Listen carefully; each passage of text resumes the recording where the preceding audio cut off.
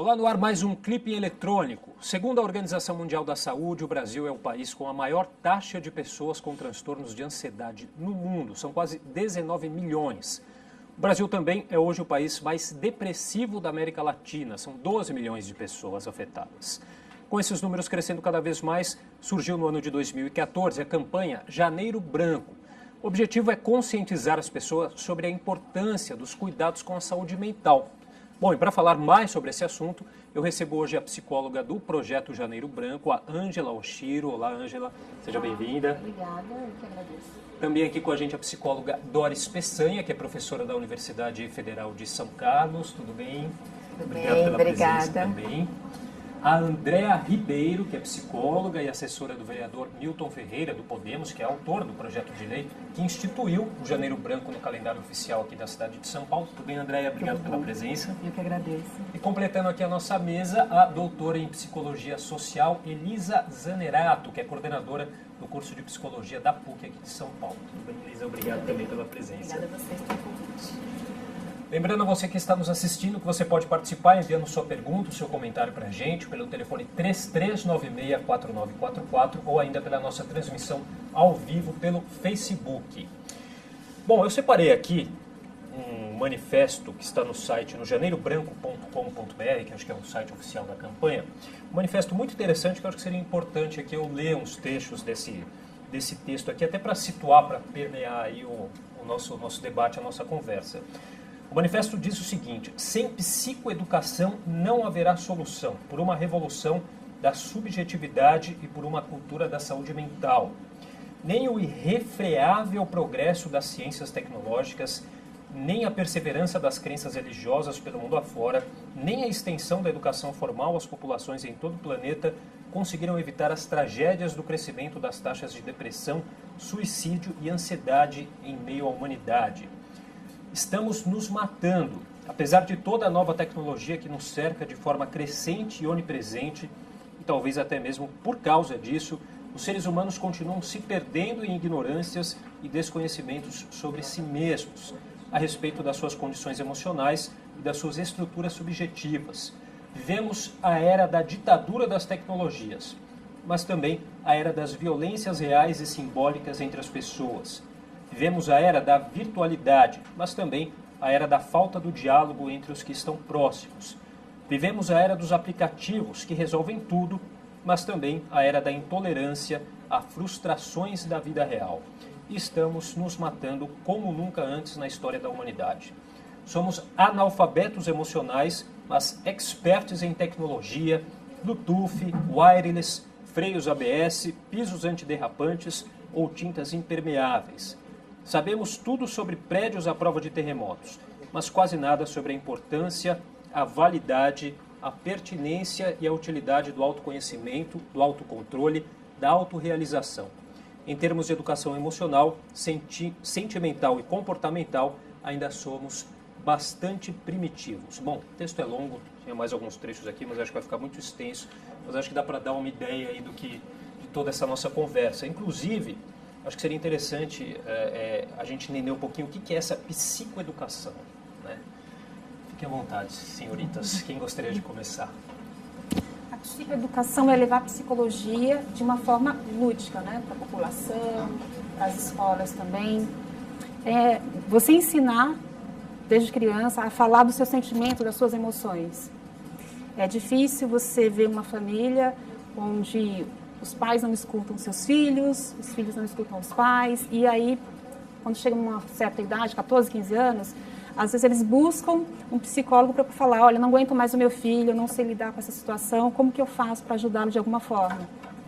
Então, assim, precisamos aprender a falar mais sobre os sentimentos, é muito importante que você fale, e assim, de uma forma lúdica, nas escolas, precisamos ensinar psicologia nas escolas, então as crianças... elas precisam verbalizar os sentimentos. Ela está num momento de raiva, por quê? O que aconteceu? Dá para você falar um pouco? Perguntar de uma forma lúdica mesmo, né? Então, assim, através de brincadeiras, a gente ensina e desenvolve algumas habilidades nas crianças também. Essa questão de lidar com a frustração é muito importante, né? Porque hoje os pais vivem em função dos filhos. Então, os filhos ditam dentro de casa o que deve ou não ser feito. Então, assim, perdeu-se um pouco aquela questão, as pessoas confundem um pouco autoridade com autoritarismo, né? Então, os pais buscam hoje o quê? Agradar o filho. Eu quero o amor do meu filho. Eles se esquecem que o filho só respeita a quem ele ama. Então, se o filho ama o pai e a mãe, né? Se ele respeita esse pai e essa mãe, de alguma forma ele vai aprender a amar esse pai e essa mãe. Então, acho que os valores estão invertidos. Hoje, o pai e a mãe buscam exatamente isso, o amor do filho. E isso, assim, independente de classe social também, né? Porque a questão, a psicoeducação, o falar das emoções, o falar de psicologia, independe da classe social. E, assim, os menos favorecidos, claro que sofrem mais. Então, quem tem um poder aquisitivo bom busca um apoio, um suporte dentro de um consultório. Mas e quem não tem? E os menos favorecidos? Como ajudar essa população, né? Então, o Janeiro Branco está aí. O objetivo é colocar o tema saúde mental em máxima evidência possível. E essa pegada do Janeiro Branco. Por que Janeiro Branco? A gente aproveita esse embalo simbólico da virada de ano, né? Simbólico e cultural, onde as pessoas param para repensar em suas vidas. O que eu quero para esse ano? Eu quero entrar numa faculdade, eu quero mudar de emprego, eu Sempre quero... Sempre um recomeço, né? Sempre um recomeço, exatamente. Bom, o Janeiro Branco surgiu em 2014, né? Ainda é algo... não tem um conhecimento tão amplo das pessoas, né?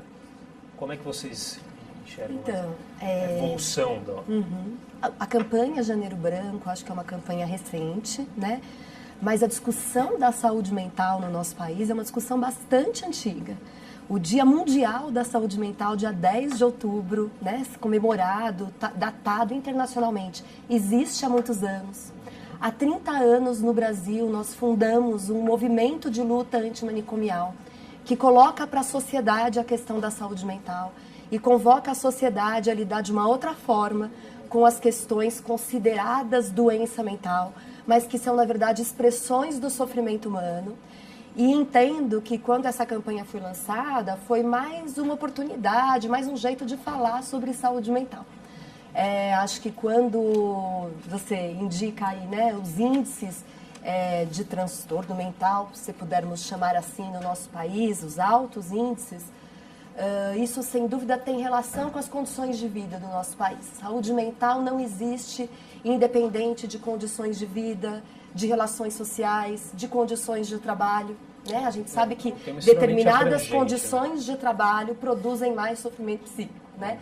E quando há 30 anos, no campo da luta antimanicomial, nós começamos a discutir isso, havia um movimento no sentido de dizer para a sociedade que é preciso acolher o sofrimento humano e fazer caber na sociedade diferentes formas de existência. E poder, então, apostar na possibilidade de uma sociedade que tenha como formas de existir humano muitos caminhos possíveis, né? Muitas formas de trabalhar, muitas formas de estar com os outros, muitas formas de se relacionar. Nesse sentido, a cor da saúde mental é uma bandeira muito colorida, né? É uma bandeira de muitas cores, porque acho que é um apelo a essa questão da diversidade, enfim. Então, acho que estou resgatando um pouco essa história para dizer que a campanha é recente, mas o tema da saúde mental é um tema que nós vimos nos dedicando há muitos anos no nosso país. Né? Nós construímos uma política de saúde mental potente, que levou o cuidado à saúde mental para a população por meio de estratégia saúde da família, de centros de atenção psicossocial, numa aposta a construir com os sujeitos formas potentes de vida atentos ao modo como a sociedade produz sofrimento ou produz saúde. Que acho que é uma coisa muito importante para a gente nessa campanha, né? Acho que tem para a gente alertar ao longo da campanha a necessidade das pessoas olharem para si, mas a necessidade para a gente olhar para as relações, para a vida, para a sociedade e pensar o que nós temos produzido como formas de sofrimento humano, né? E quais são as condições da nossa cidade, as condições do nosso país e que relação tem isso com os sofrimentos que existem e que estão postos hoje no mundo. Agora, professora Doris, por que o Brasil, né, tem números tão expressivos de pessoas com esses transtornos de ansiedade, com esses problemas de saúde mental? Isso é uma realidade não só no Brasil, mas como no mundo inteiro hoje em dia, né? Eu retorno à questão, mas assim, pontuar um pouquinho, né, o que Ângela trouxe a questão da psicoeducação, da intervenção. Então, assim, Janeiro Branco está trazendo a importância do psicólogo e de nós recorrermos à psicologia para buscarmos ajuda. Veja, um bebê, uma criança, vai sempre ao pediatra, mas não se busca a orientação do psicólogo que entende desse desenvolvimento infantil.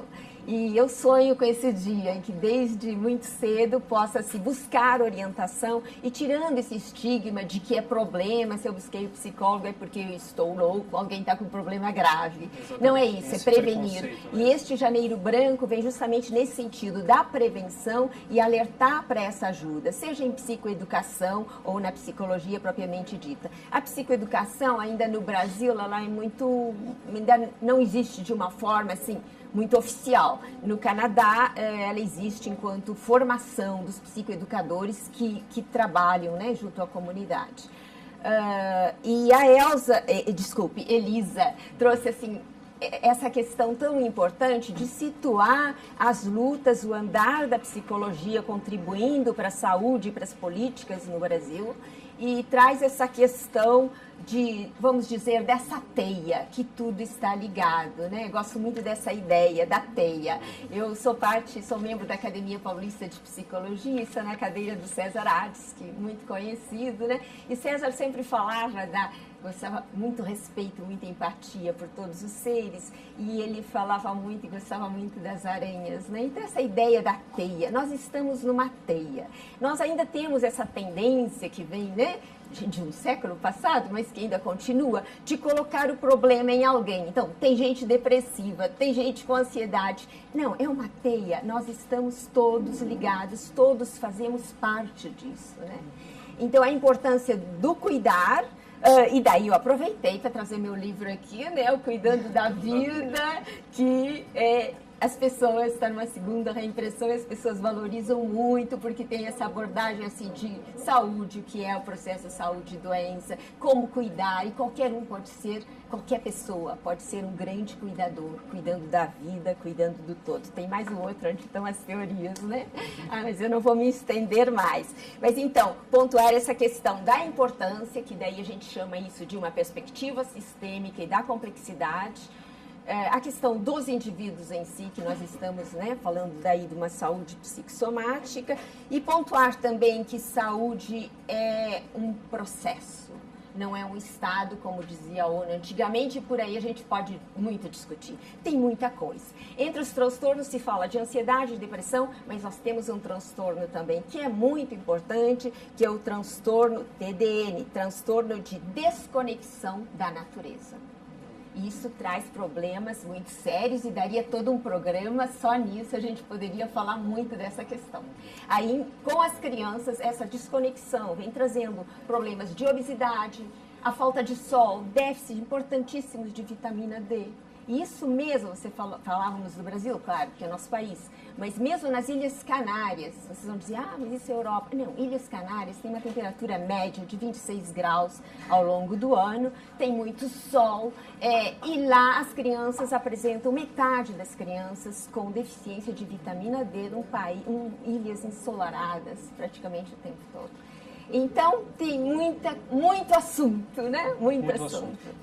Eu vi que você está querendo falar, mas deixa eu antes fazer uma pergunta aqui, colocar também no nosso debate a Andréa Ribeiro, que é psicóloga também, e assessora do vereador Milton Ferreira, do Podemos, que foi o autor do projeto de lei para instituir no calendário oficial aqui da cidade de São Paulo o Janeiro Branco, que foi sancionado pelo prefeito João Dória no ano passado, né? Sim. Andréa, qual que é a importância de ter, de maneira oficial, essa data aí no calendário da cidade? Como já foi dito aqui, eu acho que tem uma grande confusão entre saúde mental e transtorno mental. Então, eu acho que incluir essa data é você trazer a informação para o público, né, que não tem essa informação. Porque saúde mental é cuidar, é prevenir do transtorno, né, dos transtornos. Então, eu acho disso uma importância, como a gente tem Outubro Rosa, Novembro Azul. Essa data foi instituída para trazer conhecimento ao público sobre a importância da prevenção da saúde mental, né? De cuidado da saúde mental. Quer dizer, é dever do Estado também, né, contribuir. Sim, é um problema de saúde pública, né? Tem que cuidar. E o vereador acolheu, assim que nós, por coincidência ou não, quando a Ângela nos procurou, Eu atendi a ligação, fui eu que atendi, foram 2 psicólogas, e quando foi levado ao vereador, ele abraçou a causa, ele levou para o plenário e foi instituído. Na prática, que tipo de atividades a gente tem alguma que a gente podia citar aqui? Nós fazemos em São Paulo todo, todos os psicólogos que aderem a essa campanha, eles vão para as ruas, né, e abordam as pessoas para saber o que elas entendem como saúde mental. Tem uma outra questão muito interessante que eu me lembrei agora, falando do projeto de lei do vereador. Tem um projeto de lei que também foi sancionado no ano passado, o projeto de lei da vereadora Janaína Lima, do Partido Novo, aqui também da Câmara, com relação à atenção à primeira infância, né? Cuidados aí na primeira infância, dos 0 aos 6 anos, que também são muito importantes, né? É um período que não se dá a devida atenção, mas que é importantíssimo para o desenvolvimento de uma sociedade como um todo, né? Sim. É o princípio, né? É assim, eu tenho uma base teórica psicanalítica, então a gente fala em fase oral, fase fálica, todas as fases são hiper importantes. Então, ter o cuidado, né, a orientação, os pais, principalmente de primeira viagem, não sabem como lidar com isso. Então, qualquer projeto que traga aqui para a Câmara, que seja em atenção ao ser humano, é super importante, né? Aí dentro... desculpa. Vamos lá, Elisa, vamos, que você já Não, estava... é porque tem a ver com outra questão, que você tinha perguntado por que esse índice tão alto no Brasil, né? Sim. É difícil a gente dizer, acho que como ela disse, as questões da saúde mental têm expressões distintas em diferentes países, em diferentes territórios, mas é importante dizer que há uma relação entre os processos saúde e doença e as condições de vida da população, né? Então, o Brasil é um dos países mais desiguais do mundo, e desigualdade produz sofrimento, produz experiências de humilhação, né? Tem como expressões processos violentos, que também são produtores de sofrimento. Acho que essa é uma questão importante. O Brasil tem índices importantes de condições de trabalho precárias, de condições de trabalho que ferem direitos, e isso também tem relação com as condições de sofrimento. E o Brasil é um país claramente marcado pelo racismo, né? Nós temos um país negro, né? Que não reconhece a questão racial como uma questão importante, que sustenta um mito de democracia racial, mas que enfrenta processos de preconceito racial no cotidiano, nas relações, enfim, isso também é produtor de sofrimento. Índices que vão mostrando isso são, por exemplo, índices de suicídio. Os índices de suicídio vão mostrando que o sofrimento psíquico tem recorte de classe, de raça e também o recorte etário. Era isso que eu queria dizer quando você falou das crianças, né? Estou dizendo isso porque também uma questão importante no nosso país é ainda a vulnerabilidade das crianças e adolescentes, né? Se a gente pensar, o nosso país assassina jovens, adolescentes, crianças, sobretudo negros, né? E isso também, temos um país fortemente marcado pelo genocídio da juventude, dos adolescentes negros. A gente enfrenta uma grande questão na garantia dos direitos da criança e adolescente. Então, sim, crianças e adolescentes que não têm condição plena de desenvolvimento porque não têm seus direitos assegurados, são crianças que estão vulneráveis do ponto de vista da sua saúde mental, né? Que estão sujeitas a condições de sofrimento, precisam ser cuidados, enfim. Então, acho que quando você traz a questão da infância, é uma questão importante para o Brasil. A gente tem um ECA, um Estatuto da Criança e Adolescente, mas estamos longe de garantir plenas condições de desenvolvimento para as crianças e adolescentes. E claro que isso tem impacto nas condições de saúde mental. E a gente tem um outro dado aqui, falando em suicídio, entre jovens de 15 a 29 anos, o suicídio foi a segunda maior causa de morte em 2015. Né? Aliás, inclusive muitos jovens afetados também aí por essa questão. Eu peguei um outro texto que eu também achei bastante interessante na internet, da Rita Almeida. Precisamos falar sobre o Janeiro Branco. Vou ler mais um trecho aqui para a gente também discutir. Sustentar um viés político na psicologia e demais campos psíquicos tem sido um enorme desafio, especialmente num tempo em que todos os nossos mal-estares psíquicos têm sido associados a alguma disfunção do funcionamento cerebral, como se o sistema nervoso central fosse o único ou o principal responsável pela saúde mental do ser humano. A medicalização massiva da sociedade atual se sustenta nesse modo de pensar. Mais do que descolar o sujeito de seu aspecto corporal, relacional, social e cultural, O discurso atual tende a compreender o psíquico como algo que acontece apenas dentro da mente do indivíduo, ou o que é pior, na estrutura, na química do seu cérebro. Trata-se de uma concepção de corpo e mente meramente orgânica ou biológica que desconsidera o atravessamento da linguagem e, consequentemente, da política. Também se faz necessário não cair numa narrativa ingênua de acreditar que ter saúde mental seja o mesmo que ser feliz. O risco é tomar tal conceito como sinônimo de estabilidade emocional, correlato a uma mera adaptação ao meio. Cuidar da saúde mental, por essa perspectiva, é pensar nas injustiças sociais, no trânsito, na fragilização das relações de trabalho, na situação econômica e política do país, de modo como lidamos com as minorias e populações mais frágeis. Um pouquinho do que a gente falava aqui, nas relações de trabalho, enfim. Professora, interrompi aquela hora, por favor. Era só para exemplificar um pouquinho, mas agora nós temos mais falas aí, né? Então, a importância que nós estamos vendo aqui de contextualizar as dificuldades, elas ocorrem num contexto, ocorrem num país que privilegia determinadas políticas ou não, e daí a importância das políticas públicas. E aí, só como exemplo dessa questão que você trouxe, né, do neonatal na primeira infância, nós tivemos no governo passado, em nível nacional, a humanização do parto, em que mesmo mulheres que são atendidas no INSS, o antigo INSS, né, muito antigo, com o Serviço Público de Saúde, que podem ter o direito de permanecer junto com o seu bebê. Então, foi um avanço, uma política que está pensando o humano e buscando lutar contra essa desigualdade. Então, essa desigualdade no Brasil, ela é extremamente grave. Ela é muito forte, como dizia a Elisa há pouco tempo. É um dos países mais desiguais do mundo. Então, isso tem um impacto violentíssimo na saúde, no dia a dia das pessoas. Daí a importância de pensarmos isso, que políticas, que situações nós queremos para o nosso país. E a questão da desigualdade, né, você falou, né, toda discriminação com o negro, com o gênero, raça, toda essa questão extremamente importante que no Brasil a gente dizia que não tinha isso, né? E agora está aparecendo muito mais, era muito velada. É uma dificuldade de aceitar o outro, de estar com o outro, né? Por isso que neste livro aqui, Cuidando da Vida, tem toda uma parte, assim, empatia. Como é importante nós desenvolvermos a empatia, o estar junto com o outro, ouvir. E aí, no fundo, é aquela ideia de que nós afetamos o outro nos afeta e que todos somos um, né? Isso a gente pode desdobrar em muitos níveis. Então, o outro também faz parte de mim, eu também sou outro. A gente tem essa dicotomia, né? Privilégios para os outros, nada, que é toda uma dificuldade de escuta, de estar com o outro. E na psicologia isso é muito importante. Quando nós nos aproximamos de pessoas, instituições, grupos, é com esse olhar da empatia, do estar junto, ouvir o outro, estar com ele. E só depois dessa relação profunda, afetiva, poder sair, tem o necessário recuo, né, para dar uma palavra ou orientar. Então, a empatia é chave. Essa percepção de que eu e o outro, nós somos um. Se eu estou prejudicando alguém, eu estou sendo prejudicada.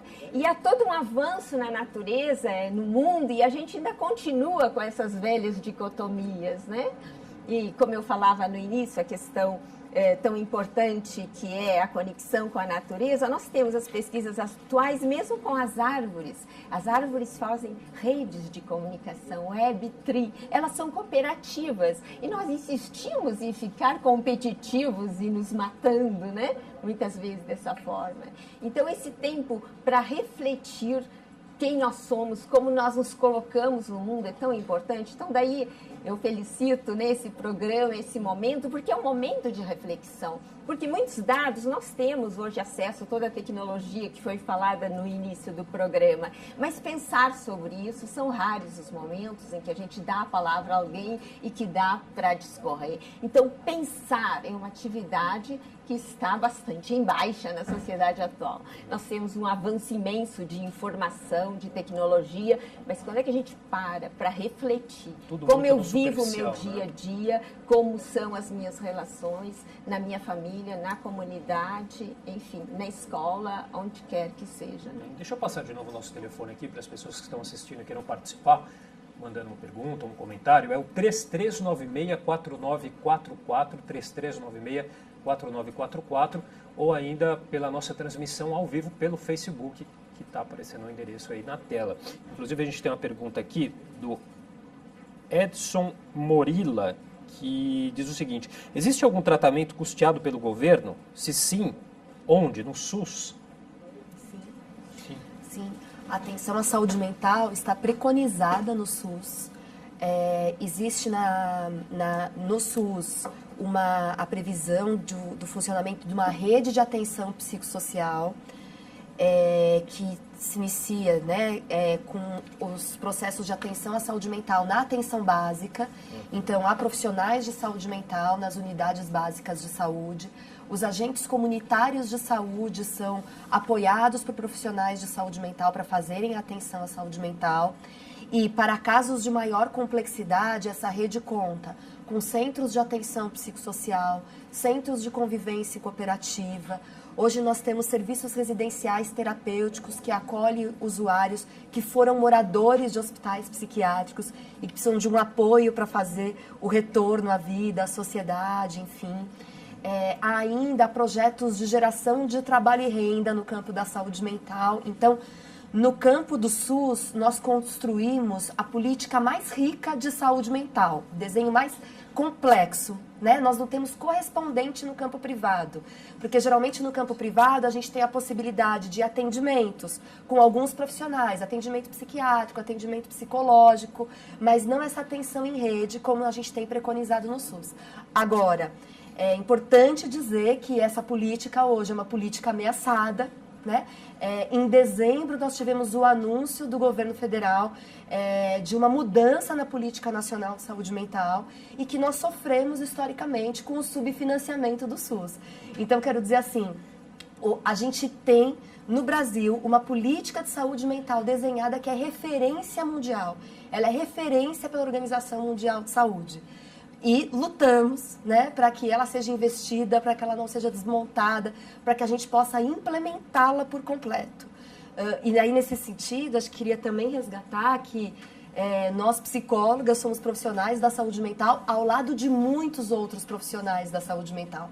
O campo da saúde mental é um campo multiprofissional e se nós entendemos, né, como ela trouxe aqui, a questão das teias e a questão de que saúde mental fala de condições de vida, fala da vida inteira, fala de uma vida complexa, profissionais da saúde mental são muitos e a gente só faz boa saúde mental em rede e em equipe multiprofissional.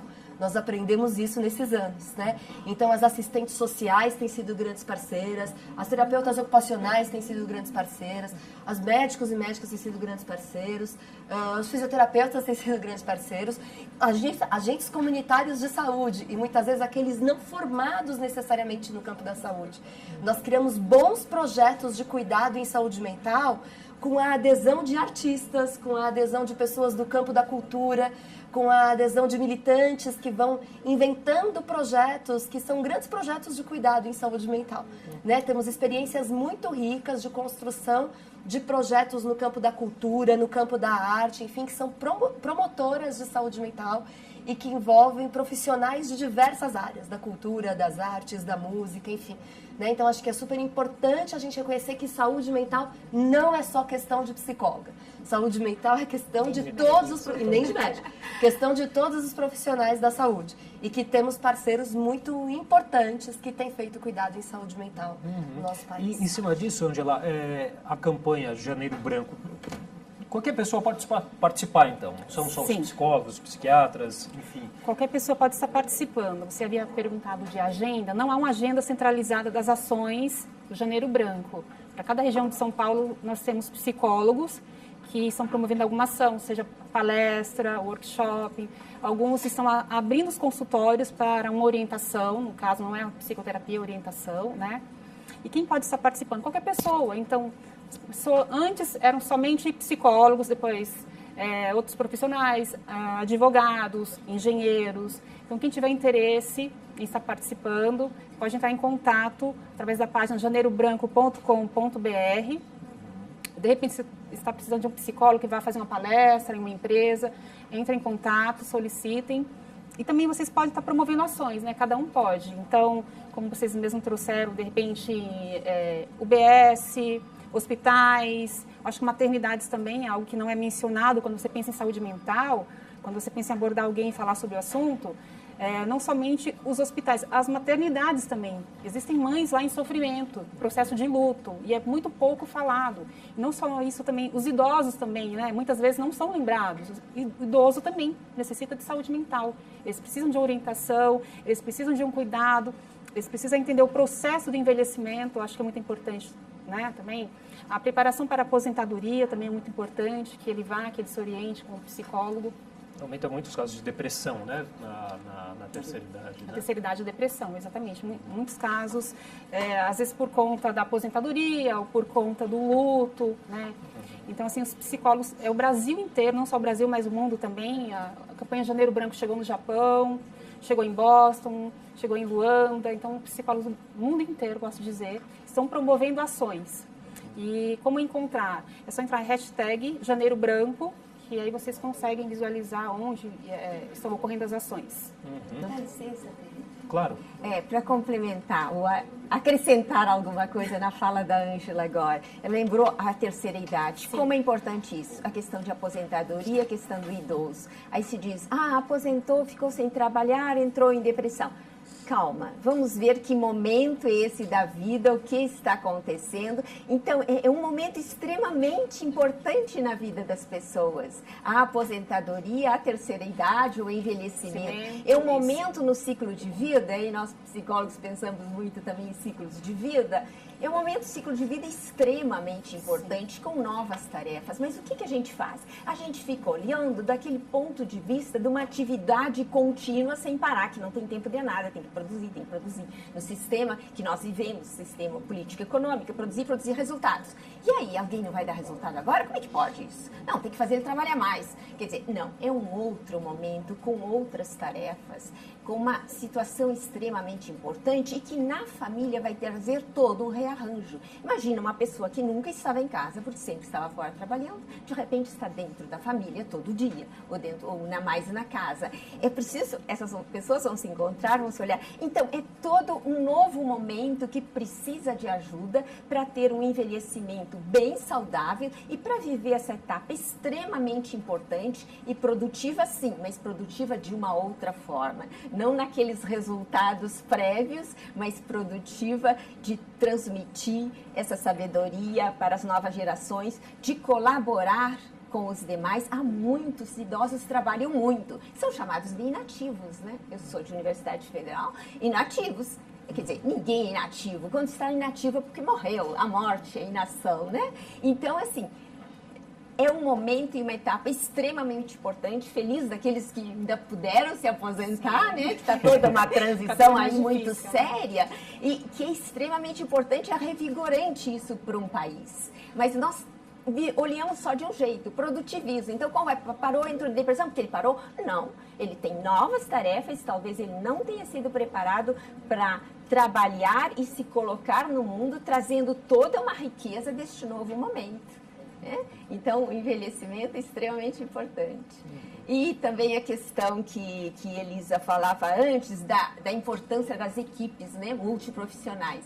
A saúde, todos os profissionais que são agentes e cada pessoa é agente. Hoje, no Brasil, a gente também está com a saúde coletiva bastante estendida, forte, e com higienistas ou pessoas que fazem a saúde coletiva, que vão atuar junto às comunidades, junto aos locais de trabalho. O local de trabalho é um ponto que deveria ter uma atenção muito grande, porque na concepção de trabalho, no sistema que nos rege, produtivista, competitivo, o adoecimento é muito grande. Aí nós temos todas as questões de assédio moral no trabalho, que são realidades, né? Por trabalhar tudo isso com o Christophe Dejour, formação, e continuamos como parceiros no trabalho, né? A importância disso, que antes não se olhava. É culpa do indivíduo. Então, é tão perverso o sistema que ele culpabiliza alguém, mas é todos juntos. No momento da avaliação, se quer tudo que a equipe produza, que o grupo produza, mas no momento de dizer está errado, é você que está mal, é você que cometeu erros. Ora, o trabalho é um trabalho coletivo sempre, porque exige cooperação. Então, é preciso a gente se atualizar, né? Com as novas coordenadas, com os novos posicionamentos, com os novos olhares que a gente tem sobre o mundo. Eu queria até que a Andréa falasse um pouquinho para a gente também. Ainda hoje, como é importante falar sobre isso, né? Falta informação ainda hoje, né? Muito quando se trata de saúde mental, muitas pessoas ainda não sabem, né? O que sofrem com esses problemas, não sabem muito bem o que está acontecendo às vezes e tem esse preconceito, esse receio de procurar ajuda. Sim, né? As pessoas associam o psicólogo ao louco, né? E o paciente, né? O paciente. E a gente, até o Janeiro Branco foi uma forma, nós fazemos eventos aqui, nós fizemos 3 eventos grandes aqui na Câmara a respeito da saúde e nós temos, sempre nosso tema é rompendo fronteiras, nós trazemos todos os profissionais, né? Então ele é aberto a todos os profissionais. Nós falamos de tudo, nós falamos tanto, já tivemos palestra com o pessoal do direito para falar sobre o cybercrime, que é importante porque, como foi falado aqui, o alto índice de suicídio entre os adolescentes tem a ver com isso também. Então a gente está trazendo uma equipe multidisciplinar para falar, pessoal da educação, a gente traz em todos os eventos para divulgação e para as pessoas tirarem um pouco desse estigma do psicólogo quanto à loucura, né? Que não, na verdade, o profissional ele cuida de todas as áreas, né? Não é só... Tá certo. Bom, nosso tempo já está chegando no final. Vou agora queria uma consideração final, aproveitando para deixar o contato. Vamos começar aqui pela professora Doris. Uma consideração final, por gentileza, e já aproveito para pedir o contato também. Bom, o contato pode ser o telefone mesmo, né? Sim. Qual que é? É 11 prefixo aqui de São Paulo, 982-2020-60. E tem o e-mail, que é pecanha, de peçanha, né? Pecanha de Doris, dl@yahoo.com. Certo? Agradecer muito, Felipe, as colegas, por esta participação, por este momento tão importante de levar uma reflexão e tudo que a gente espera ter colaborado com essa questão de saúde. E dizer assim que saúde não é algo estático, e aí nós criticamos aquele conceito tradicional lá no final da década de 40 da Organização Mundial de Saúde como um estado de completo bem-estar, né? Então, estado onde não apenas não tem enfermidade, mas um estado, parece uma coisa estática. A gente nunca está num estado. Toda hora nós estamos envelhecendo, células morrendo, cada um tem um problema, tem outro, mas nem por isso pode estar saudável, sim. Então, assim, mudar esse conceito de um estado fixo como uma luta diária. Saúde é uma conquista, é um dia a dia. Cada dia eu cuidar do meu ambiente, mas a gente poder amar a nós mesmos e nos cuidarmos, né? Com atividades que nos façam bem, daí o contato com a natureza é extremamente importante, um sol, tanta coisa boa, né? As relações, enfim, o que lhe dá prazer na vida, o seu lazer, é uma conquista diária. Tá certo, professora. Muito obrigado, viu, pela participação. Elisa, por favor. Estou deixando meu e-mail institucional da PUC, que é elisazerrosa@pucsp.br. Acho que queria alertar que nós da saúde mental devemos tomar todo cuidado com a ideia de doença mental. Fomos convocados há muitos anos a deixar a ideia de doença entre parênteses para olhar para os sujeitos, né? Então, não trabalhamos com a doença mental, mas trabalhamos com os sujeitos e com o sofrimento dos sujeitos.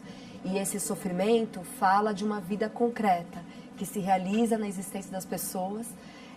E, portanto, a gente não busca a cura de uma doença mental. Em nome da busca da cura de doença mental, nós produzimos no Brasil instituições da violência, como os manicômios, altos índices de medicalização, que nós até hoje lutamos para combater. Então, sofrimento a gente cuida, e a gente cuida produzindo transformação na vida das pessoas. E essa transformação se dá nas relações, se dá no convívio com os outros, né? Então, entendo que nós que nos comprometemos a cuidar da saúde mental, temos que ser parceiros do sujeito na construção de outros projetos de vida. E olhar para isto que acontece como sofrimento. né? E não como uma doença que precisa de cura. Entendendo que existem muitas formas possíveis de existir e que nós precisamos de uma sociedade mais diversa, mais igualitária, que dê conta dessa pluralidade. Tá certo, né? Elisa. Então, o apelo aí às muitas cores para celebrar a saúde mental. Tá ótimo, obrigado também pela participação. Ângela, por favor. Então, quero lembrar o pessoal que Janeiro Branco trabalha em prol da cultura, por uma saúde mental. E quando fala de saúde mental, a gente fala o bem-estar físico, mental, espiritual e social. Para vocês que querem mais informações, acessem janeirobranco.com.br ou a página na rodacompsicólogos.com.br. Ok, aproveito também para agradecer a sua participação. Ângela, Andréia, por favor. O telefone aqui do gabinete é 33964478. Nos colocar à disposição, né, para qualquer dúvida, para participar. O vereador, enquanto médico, também é aberto para falar em qualquer tema, principalmente na área da saúde. Ok, bom, agradeço novamente a todas vocês. Acho que foi muito válido, sempre importante falar sobre essa questão. Muito obrigado pela participação. Obrigada. E obrigado a você também que nos acompanhou em mais um programa Clipping Eletrônico. TV Câmara São Paulo, a política da cidade passa por aqui.